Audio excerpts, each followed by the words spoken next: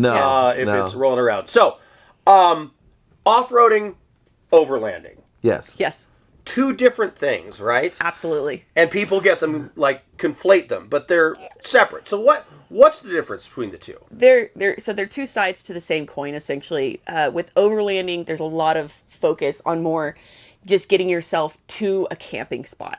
So with overlanding, you're looking to just go off grid. It's generally a little more mild as far as the type of off-roading that you do, but there's more focus on the camping. Overnight you're cooking, setting up the tent, and everything along those lines.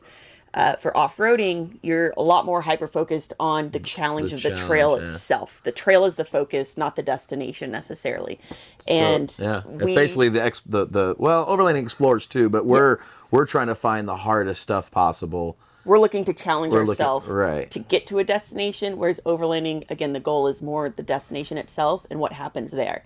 We're looking for just the wildest adventure possible as far as getting... and half the time we don't even have a destination in mind. It's just getting there. We had an employee at Maglite who is very much into overlanding for a long time.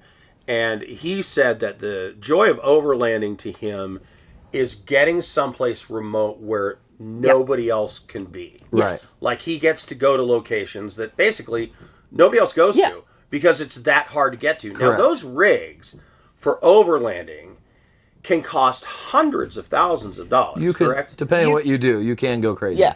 You can go crazy. You can there's absolutely ways to budget yourself, but especially nowadays there's absolutely a way to spend your entire life savings. And they have stuff on called an Earth rig. Roamers that are based on like an F350 or 450 chassis that's this huge live-in box, but I mean it's got big military tires, air up, air down system, full on. I mean, but the thing is massive. It looks like a big military vehicle. Those things are like $600,000 or $700,000. Now, I can say quietly. But I mean, those are for you got a lot of Maglites. Yeah. But I mean, we did the overlanding thing for a little while. We built like an overlanding Jeep to do a giveaway a while ago, but it was more simple, like a lift, tires. The changeover is you have to build a rig for the weight versus building a rig like for the big tires and for the big articulation. You want to build a rig that's going to handle the weight. Right equipment for the right mix. Exactly. Right. And we just had a rooftop tent and like a cooler, like a plug-in cooler and stuff. So you can go more simple or you can go all the way up to... So speaking of the right thing for the right mission, right tool for the right job. So when you are doing certain things, the headlamp is something of choice for you folks. Mm-hmm. But handhelds, how do you use a handheld in off-roading and overlanding? What situation would you see yourselves using them in? All the time. Yeah, there's a lot of times where people are meeting up with you. You're trying to flag people down in the middle of nowhere. You can't see anything, so it's nice to have a light. Yeah, it's funny when you're out where there's no street lights. Yeah. It's dark. Oh, yeah. Go figure. It's really dark. So like being able to flag somebody down or let them know you're over there. What about being able to see trail in front of you? Yeah. Of course. So a lot of the times too, if you're, especially with stuff we do. Because you do night runs. Oh, yeah. all the time. And you got to go scout ahead. You can't just start driving. That's what I say. So a lot of times you'd be like, oh, well, you have the lights on your rigs. And we do have really powerful lights on the front of our rig as well. But a lot of times you want to scout ahead to see what you're about to get up against.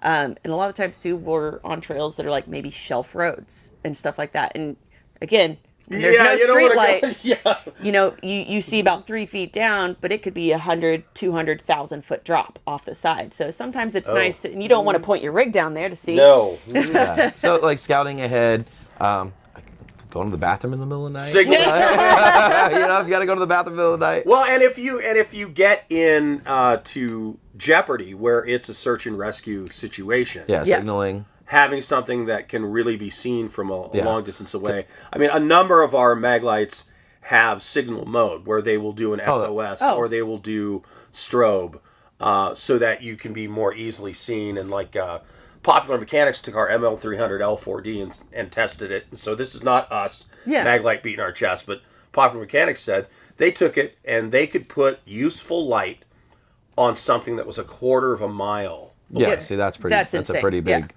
Yeah. So that obviously, in certain situations, a big deal. And one of the National Association of Search and Rescue are big purchasers of our. It's funny.